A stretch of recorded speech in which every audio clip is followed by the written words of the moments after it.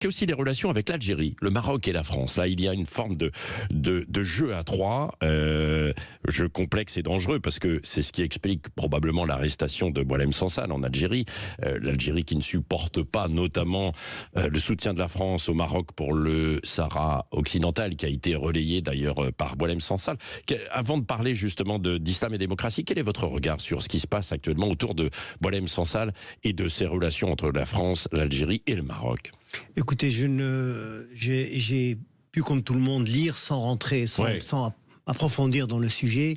En tant que défendeur de droits de l'homme, je pense tout simplement que chacun a le droit de s'exprimer sur ce qu'il pense. Oui. Maintenant, la question des frontières, l'historique des frontières, c'est quelque chose de, bien sûr, sensible pour les uns, pour les autres. Je voudrais un peu me tenir à l'écart de ça. Parce que vous êtes vous-même marocain? Non, c'est pas parce que je suis marocain, parce que les relations ont besoin d'apaisement et c'est très tendu. Et c'est même dangereux. Oui, c'est dangereux. En fait, aujourd'hui, on est dans une situation qui n'a jamais été aussi tendue depuis des décennies dans ce jeu à trois, je le disais, entre le Maroc, l'Algérie et la France. Surtout à deux, parce que nous sommes voisins et nous sommes appelés à vivre ensemble. À deux, c'est-à-dire le Maroc et l'Algérie. Et dans ce contexte,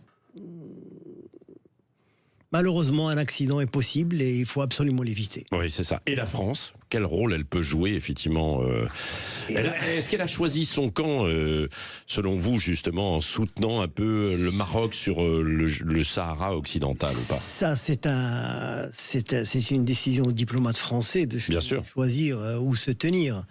En tant que Marocain, je peux que me réjouir du fait qu'elle reconnaît la souveraineté du Maroc sur le Sahara.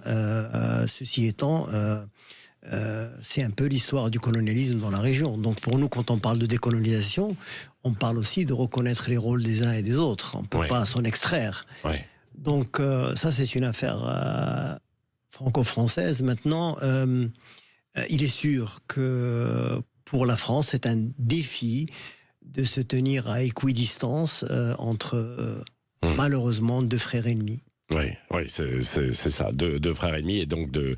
Je dirais une dernière chose en tant que Marocain. Nous avons les meilleurs sentiments en tant que Marocains vis-à-vis de nos frères algériens. Et il n'y a pas de problème entre les deux peuples. Je ne représente certainement pas le discours officiel, mais il se trouve que c'est mon avis que nous nous préoccupons de l'Algérie. Il semblerait que le leadership, je dis bien seulement le leadership algérien, ne se préoccupe pas du Maroc. C'est pas une préoccupation, mais c'est une obsession. Ah oui. Et je voudrais pas aller plus loin parce que cela s'explique pour des raisons politiques intérieures. Non, mais c'est vrai. Et d'autant que on y a beaucoup y ont pensé en même temps des possibles répercussions aussi en France, parce qu'il y a évidemment énormément de Marocains et d'Algériens qui vivent aussi ici sur le territoire, quoi. Et s'il devait y avoir, comme vous l'avez dit, Hicham Alaoui, un accident là-bas, il y aura des répercussions. Entre Algériens et Marocains, il n'y aura pas de problème. Il n'y aura pas de problème. Je pense qu'ils seront attisés forcément par les systèmes en place. Mais être maghrébin, c'est quelque chose qui est très très fort. Et il y a un vrai lien entre les Marocains et les Algériens et les Tunisiens.